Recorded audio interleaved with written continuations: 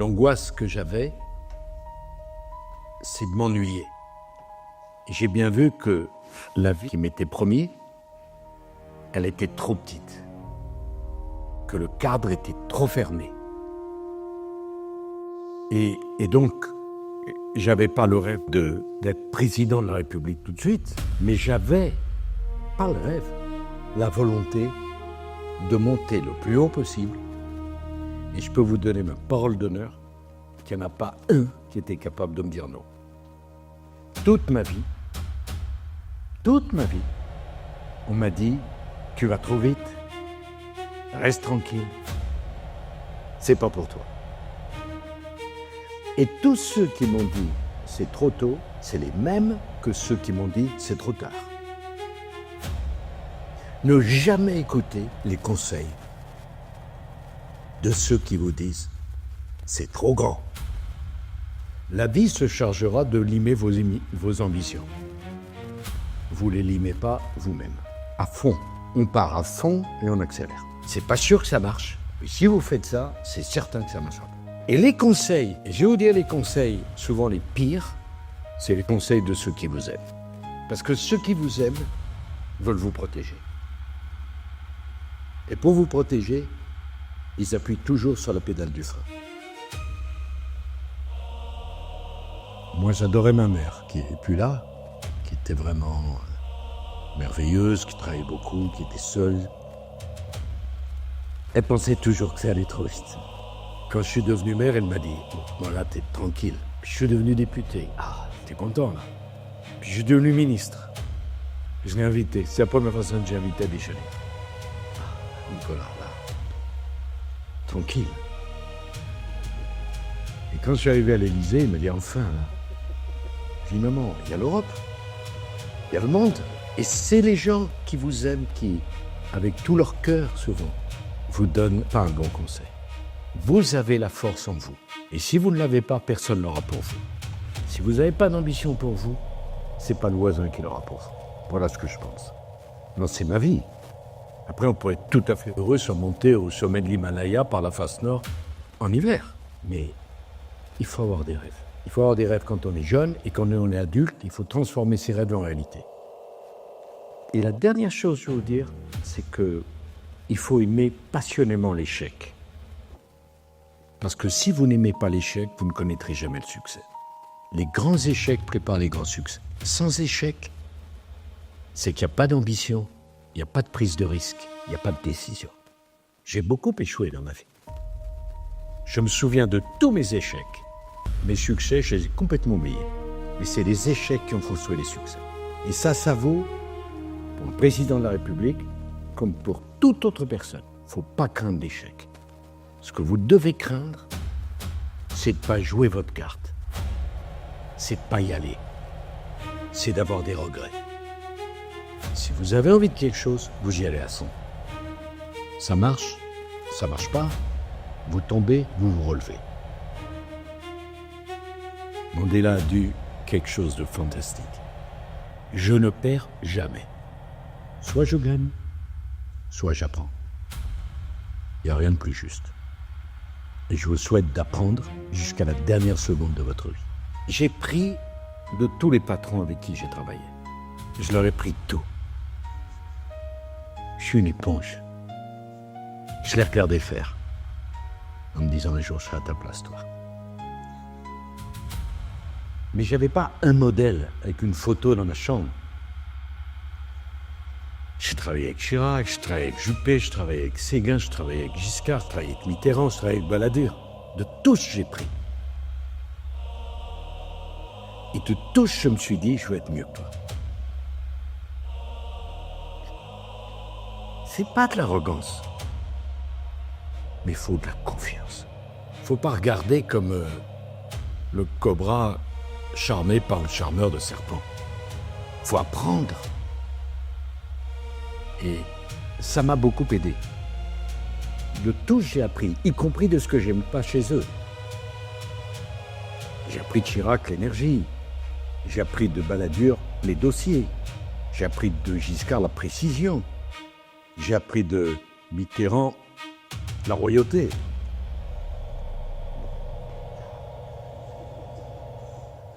Mais je n'avais pas de modèle. Mais j'avais une soif d'apprendre inextinguible. Je voulais progresser. Je voulais monter. Je voulais avoir là-haut 6 et meilleur. Et quand j'ai été élu, c'est comme une enclume que j'avais en moi, que j'ai pu poser enfin sur la table. Je l'ai fait. C'est pourquoi on dit la jeunesse c'est le plus bel âge. Ça ne veut rien dire. D'abord, la vie n'est qu'une succession de renaissances. La vie n'est pas une succession de petites morts. C'est une succession de renaissances. On renaît. On renaît après un échec. On renaît après une trahison. On renaît après une maladie. On renaît après une déception. C'est jamais fini jusqu'à la dernière seconde. Et il faut la vivre à fond. Nos vies durent le temps d'un timbre-poste.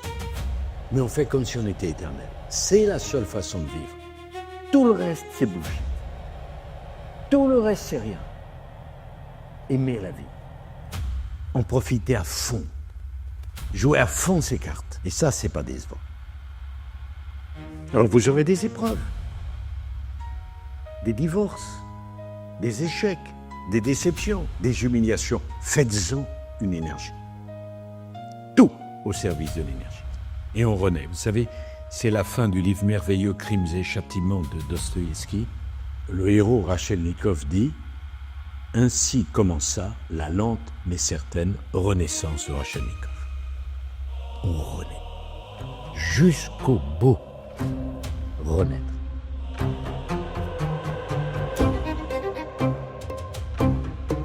D'abord, on ne change pas les rayures du zèbre. Quand j'avais 10 ans, 12 ans, j'ai tout de suite vu que j'avais des pieds carrés. Que je ne serais pas un grand joueur de football. J'ai tout de suite vu que faire chanteur, waouh, c'était pas gagné. Mais je voulais quand même.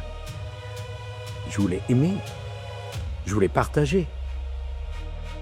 Et j'ai compris, vraiment très très jeune, que quand je parlais dans ma classe, on m'écoutait. D'un truc, une impression. Moi, j'étais un élève très moyen, hein. Si vous saviez comme je me suis ennuyé à l'école. Je me suis réveillé qu'après, moi. Et ce qu'il faut, c'est que chacun de vous a une inclinaison, un talent, quelque chose qu'il sait mieux faire que les autres. Il faut le développer à mort. Moi, vous pouvez me mettre à l'entraînement 8 heures par jour pour faire champion olympique d'athlétisme, laissez tomber. C'est pas le travail qui donne du talent, c'est le talent qui donne envie de travailler. Quand vous avez 4 ans et que dans la cour de l'école, vous mettez vos copains 10 mètres derrière, vous pouvez devenir Usain Bolt. Quand vous avez les premiers, vous savez, qui apprennent la guitare, l'oreille parfaite, vous allez travailler comme un malade la guitare parce que vous avez vu. Et donc, il faut bien réfléchir à ce que vous aimez, ce que vous savez mieux faire que les autres, et valoriser ça à fond. Moi, à 14 ans, j'étais dans la rue, je parlais tout seul, les gens me prenaient pour un fou, je faisais un discours devant 2 millions de spectateurs. Les mauvais jours. Les bons jours, il y en avait plus. Et donc après, j'ai appris à parler. J'ai eu la chance de faire toutes les salles de France et même d'Europe et parler devant 100 000 personnes. Et longtemps, j'ai mis très longtemps à prendre le risque du silence. Quand vous avez 100 000 personnes devant vous, et tout d'un coup, boum, vous arrêtez. Parce que je voulais être dans la salle, il n'y ait pas un éternuement. Et j'ai compris que c'était plus difficile de gagner l'attention que de susciter l'applaudissement. Ça, c'est le travail. Moi, je sculpte la salle et l'audience. Je l'amène à l'intérêt. Ça, c'est du travail. Mais à l'origine, pourquoi j'en sais rien, j'avais cette énergie et j'avais cette appétence pour parler. Et longtemps, j'ai défoncé les portes, même quand elles étaient ouvertes. Une fois, il me dit, pourquoi t'as cassé la porte? Un réflexe. Moi, si j'étais pas invité, j'amenais les couverts, la nappe, la boisson, la nourriture. S'il fallait que je serve, je vous les rendrai. Donc, mettez pas votre orgueil à un mauvais endroit. L'orgueil, il n'est pas dans le moyen. Il est dans la fin. FIM. Ça qu'il faut faire.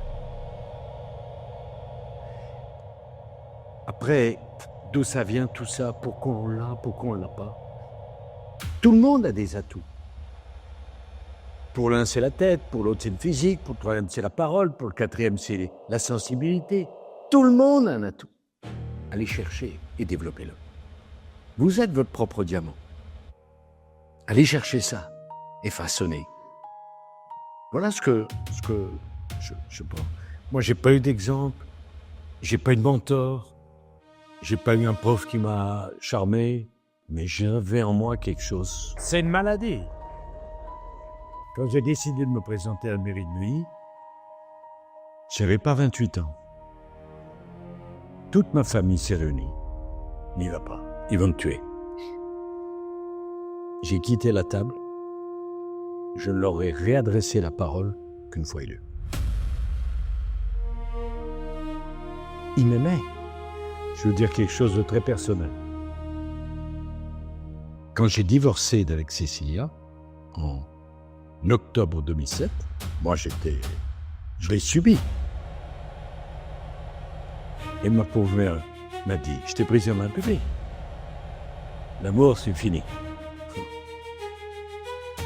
Mais je dis, tu sais à qui tu parles?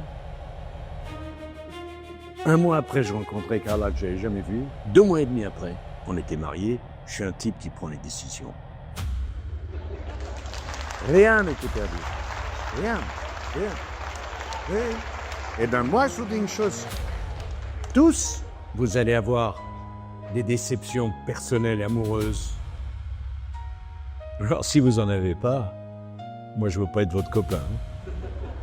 Mais vous apprenez de ça. Vous vous relevez de ça. Et vous construisez autre chose, mieux, plus fort, plus grand, plus intense. C'est pas la fin, c'est le début. En matière de mariage, moi, je suis...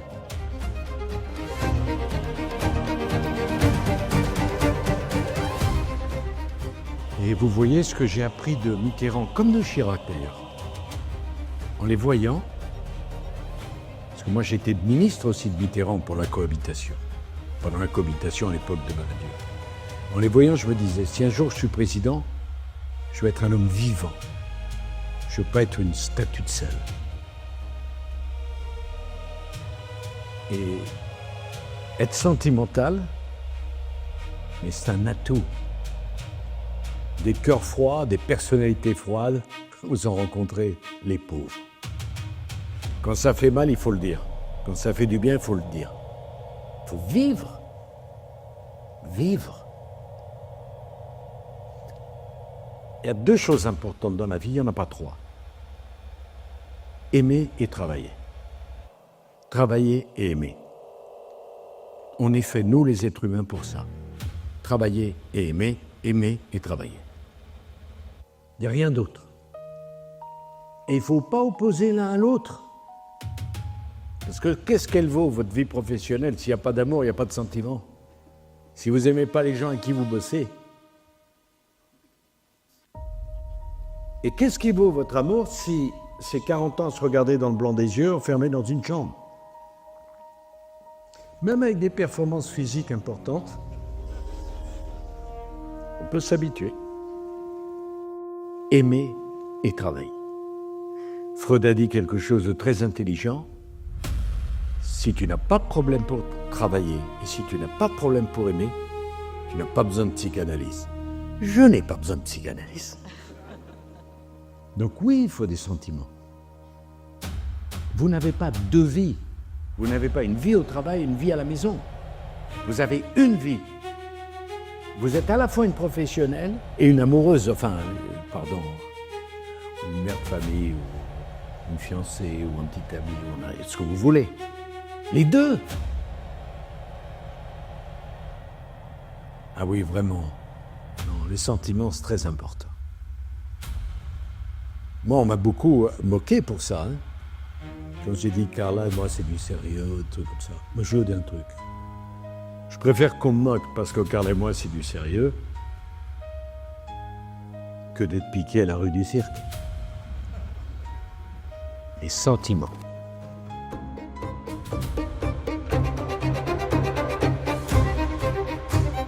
Arthur, le lien, il est résumé en un mot que tu vas comprendre. C'est le mot émotion. Un artiste sur scène doit partager des émotions avec son public. Un responsable politique, s'il n'est pas capable de donner des émotions, fait un autre boulot. À la sécurité sociale, il y a sûrement un boulot de chef de service ou de sous-chef de service qui t'attend, tu seras parfait. Ici, quel que soit ce que vous êtes, mon ambition, c'est que vous passiez 1 heure avec des émotions, des sentiments, un intérêt. Vous disiez, ce que j'ai entendu là, je n'ai pas entendu ailleurs. C'est le lien.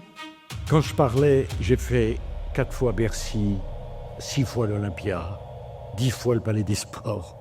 J'ai fait le Parc des Princes. Mais les gens, ils venaient pour partager des émotions. Si vous ne partagez pas d'émotions, on n'est pas dans le coup. Donc le lien, il est émotion. Et dire qu'un homme politique doit être capable de faire le spectacle, pour certains, c'est une critique, mais pour moi, c'est une qualité. Tout le monde n'est pas capable de faire le spectacle, de faire le show. Et vous savez pourquoi? Parce que dans la vie, il faut être généreux. J'ai dit à votre école, j'étais d'accord pour venir. Je viens, je donne tout. Si je ne veux pas donner tout, je reste chez moi. Donc, ce que vous appelez émotion, moi, je dis c'est généreux. Vous savez avec qui je suis marié. Il y a 4 ou 5 ans, elle m'a dit « C'était dur, le public n'était pas bon. » J'ai dit « Non, c'est toi. » Comment? Parce que c'est le showman ou showwoman, ou ce que vous voulez, qui fait le public. C'est pas le public qui fait la personne en scène. C'est parce que tu donnes tout que le public te rendra tout. Si tu donnes à moitié, il ne te donnera rien. Et dans la vie, c'est jamais décevant d'être généreux. Vous allez rencontrer des gens qui sont greedy, là. Comment c'est? Greed, qui sont avares. Avares. Mais vous devez être généreux. Parce que c'est les généreux qui gagnent. Parce que la générosité, toujours, ça rapporte beaucoup. Donc, tu vois, émotion, générosité, c'est la même chose. Et c'est un point commun de tous ceux qui veulent être en scène. Vous n'êtes pas obligé de vouloir monter sur scène. Mais si vous montez sur scène, il faut tout donner.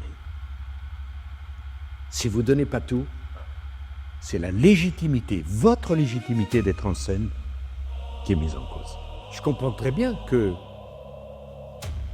Je reconnais que c'est pas normal de vouloir être sur scène. Et tout le monde ne veut pas être sur scène et on peut parfaitement être heureux sans être sur scène. Mais ce qu'on ne peut pas faire, c'est monter sur scène et pas tout donner. Et il ne faut pas avoir peur d'être ridicule.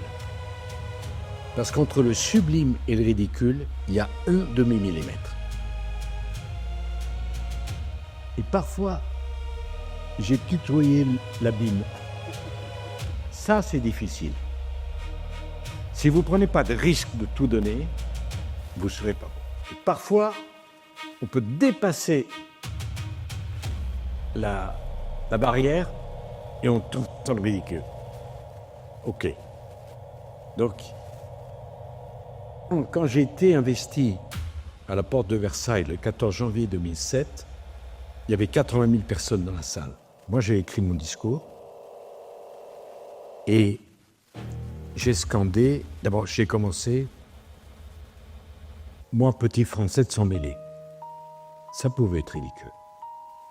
Puis j'ai scandé, j'ai changé. J'ai changé un certain nombre d'événements. Ça aurait pu être ridicule. c'est passé, tant mieux. Mais ça aurait pu être ridicule. Là, ça s'appelle la prise de risque. Là, c'est un problème de travail, de réglage de tir. Mais c'est plus facile de maîtriser une générosité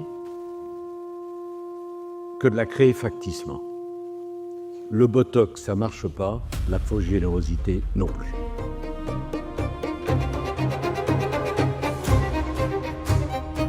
Moi, je ne crois pas que la société est horizontale. Je pense qu'elle est verticale. Je pense que la vie est une verticalité. Rien ne peut fonctionner sans quelqu'un qui fait le leader. Famille, une équipe, une école, une classe, c'est indispensable. Après, il faut que tu comprennes, la difficulté n'est pas dans la prise de décision. Si c'est ton métier, moi j'ai toujours aimé prendre des décisions. Qu'est-ce que c'est? Des informations rentrent dans mon bureau, elles sortent sous forme de décision. Mon boulot, c'est de transformer des informations en décisions. C'est facile. Ce qui est extrêmement difficile, et on n'en parle jamais, c'est le filtre que tu dois mettre à l'entrée du bureau pour savoir quelles informations doivent rentrer et quelles ne doivent pas rentrer. S'il y a trop d'informations, tu ne connais plus rien et tu ne comprends plus rien. Parfois, trop savoir, c'est une mauvaise chose. Parce qu'immédiatement, devant toutes les routes à prendre, on voit les avantages et les inconvénients de tout, on décide de faire les sur place. Si tu ne laisses pas rentrer assez d'informations, tes décisions sont bancales puisque tu transformes une matière insuffisante. Donc, la vraie décision difficile, comme tu es président de la République, où toutes les informations arrivent à tout instant, c'est qu'est-ce que je refuse de voir et quelle information j'ai besoin d'avoir. Ça, c'est complexe.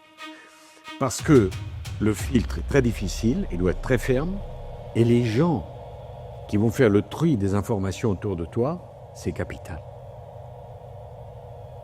C'est que quand tu es président de la République, tu peux avoir toutes les informations sur tout le temps. Mais qu'est-ce que tu en fais? Tu es noyé. Donc, le secret n'est pas dans la prise de décision, il est dans la sélection des informations qu'on va traiter et transformer en décision.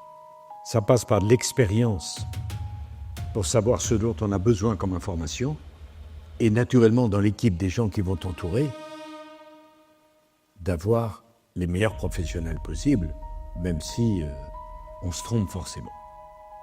Mais tu vois, on parle toujours de la décision difficile. Moi, je parle de l'amont du choix de l'information. C'est ça qui est difficile. C'est ça qui est complexe. Bon, peut-être vais-je choquer, mais le mot que je déteste le plus dans la langue française, c'est le mot égalité.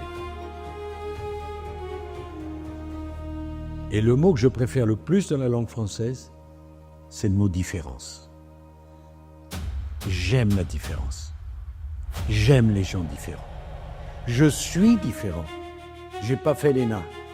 Je réponds à aucun des critères des élites françaises.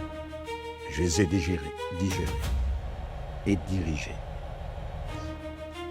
Donc, je préfère la différence. Je préfère la différence à tout. Et j'affirme qu'on ne peut pas chérir la différence et chérir l'égalité. Je m'explique. J'ai 5 enfants. Je les aime vraiment autant. Mais ma façon de les aimer, c'est de les traiter en fonction de leurs différences. Si j'ai 1 heure dans la journée à leur donner, je ne divise pas l'heure en 5, parce qu'il y en a un qui a beaucoup plus besoin de moi. Et un autre qui est comme un chat de gouttière, qui m'aime et dont je n'ai pas besoin de m'occuper. Tout le monde a des opportunités de rencontres professionnelles, de bonheur. Il faut les saisir. Et pas demain, tout de suite. Alors après, ça marche pas, ça marche pas. mais qui a été. Et c'est ça qui compte. Tant que t'es pas dans la pièce, tu peux pas faire valoir tes qualités. Et j'ai pas de souvenir Bon, peut-être le premier discours à Nice devant 5000 personnes en 1975, j'avais jamais parlé. Et on me dit que j'aurais 2 minutes pour parler. Chirac était Premier ministre. Je vais à Nice, je n'avais jamais foutu les pieds à Nice. Moi, j'ai découvert le paradis, je ne savais pas que ça existait, moi. Un endroit pareil. J'arrive sur la scène, il y a 5000 personnes. Chirac me dit, Sarkozy, là, c'est toi? Oui. Oui, monsieur. Je vais te donner la parole 2 minutes. À 2 minutes, je coupe le micro. Il fallait faire presque 40 mètres pour aller au micro. J'étais tellement paralysé que j'ai pensé que j'avais perdu ma voix. J'arrive au micro. Je me souviens encore. Je vois rien parce que je suis ébloui par les projecteurs. Et je me dis, waouh, il fait chaud ici. Je suis resté 18 minutes. Et que même Chirac, il ne pouvait pas couper le micro. 18 minutes. C'était un dimanche. À l'époque, je travaillais comme jardinier pour payer mes études. J'étais chez Truffaut. Le lundi, je vais travailler comme jardinier. Je me mets ma blouse, etc. Ma mère arrive, affolée. Elle dit, mais qu'est-ce que tu as fait? Je sais pas quoi il a fait. La secrétaire du Premier ministre a téléphoné, il veut te voir à 18h. Je savais même pas où était Matignon. J'ai pris la coccinelle de ma mère et été défoncé de tous les côtés. Vous savez, c'était les voitures avec les grosses... Je cherche sur un plan, j'arrive à Matignon et je veux rentrer avec la coccinelle. La coccinelle ne m'a pas fait une grande publicité. Les gendarmes ne voulaient pas me laisser rentrer. Finalement, on me fait rentrer. J'arrive là-dedans, je vois des huissiers avec des chaînes en argent. Je me dis, ça existe, un truc pareil. On me conduit, je prends un escalier, on me conduit dans l'appartement du Premier ministre. Je te jure, il y a une table avec des feuilles en or. Une table avec des feuilles en or. J'ose même pas m'asseoir. J'attends 20 minutes. Tout d'un coup, la porte, elle s'ouvre pas, elle explose. Chirac, toi, t'es fait pour faire de la politique. Comme ça. Donc, saisis les chances. Saisis la chance. Parce que tous vous aurez une chance. Tous vous aurez des problèmes. Et tous vous aurez une chance. Mais regarde là. Si toi, tu la vois pas, t'as des tas de gens qui voient rien. Rien. Faut tout voir. Tout regarder. Tout observer. Toujours concentré. J'ai réfléchi à ce que je vous dis. J'ai 50 ans de vie professionnelle derrière moi à bosser tout le temps. C'est pas un catéchisme que je récite. C'est une expérience de vie que je partage avec vous. Et ce qui compte, c'est, ce que je dis. Parce que je peux dire de la même façon rien et il restera rien. Donc, ce qui compte, c'est l'adéquation entre ce que tu dis, ce que tu penses et ce que tu es. Alors, qu'est-ce qui est sous-estimé? Si ça fait bien rire, j'ai une fille de 13 ans et que pas une championne du monde à l'école, je reconnais. Tant d'autres qualités, bon. Et j'ai été convoqué par sa prof, m'a dit « Maman, Julia est très intelligente. Bon, on va au problème? Parce que si t'es premier, t'es premier. Moi, je t'ai dit tout à l'heure, personne n'a dit que j'étais intelligent. Jamais. Je m'en fous. Mais c'est un fait. Peu importe, parce que quand tu gagnes, le succès, il y a un tel problème en France entre le succès et les Français, que le succès est détesté en vérité. Donc c'est pas le plus intelligent qui gagne. Alors il faut s'excuser d'avoir gagné chez nous. C'est un truc de fou, quoi.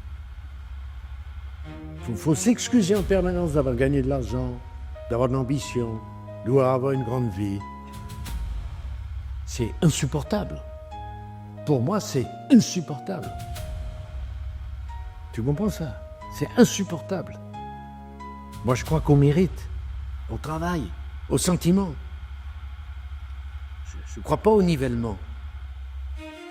Et le mérite, c'est que chacun d'entre vous aille aussi haut qu'il souhaite, ou qu'il peut. Et donc, tu vois, dans notre pays, tu gagnes, il faut t'abattre. Tu es un leader, il faut te détruire. Moi, j'admire Bernard Arnault. Il a fait un truc que je n'ai pas fait. Bernard Arnault, il y a 35 ans, il a racheté Boussac pour 50 millions de francs. Il en a fait LVMH 400 milliards. Tout le monde n'est pas capable de faire ça. J'admire Bernard Arnault. Le problème de la France, c'est d'avoir plein de Bernard Arnault. La différence entre François Hollande et moi, elle est très simple. Il voulait moins de riches, moi je veux moins de pauvres. C'est pas la même chose. C'est pas pareil. Mais vous réfléchissez, Bernard Arnault, quand même, le type. Il voit Boussac qui est en faillite. Il y a dedans Dior, qui est vraiment totalement démodé. Et 35 ans ou 40 ans après, ça devient le VMH. Mais c'est pas rien de faire ça, quoi. À ce niveau-là, c'est un travail d'artiste. C'est un génie. Tout le monde n'est pas comme ça. C'est monumental. Et on devrait l'admirer, le critiquer. Et ce que je souhaite, c'est qu'il y ait plein de Bernard Arnault dans la salle. Pas que Bernard Arnault gagne la même chose que M. Dupont, M. Durand. Bon, c'était vraiment un plaisir d'être avec vous. Merci. Hein.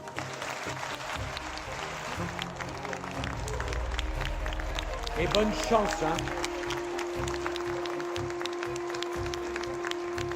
Mais je dis une chose. Quand j'avais votre âge, j'aurais tellement aimé qu'on m'invite et qu'on invite un type comme moi qui remplisse mon réservoir d'énergie. Je serais rentré chez moi, j'habitais dans une toute petite chambre, 7e sans ascenseur. Je me serais dit, il a raison. Ce qui est important, c'est les rencontres. Et moi, je garderai un très beau souvenir de cette rencontre. Et vous devez vous souvenir d'une chose. Tout est possible si vous le souhaitez. Tout est possible.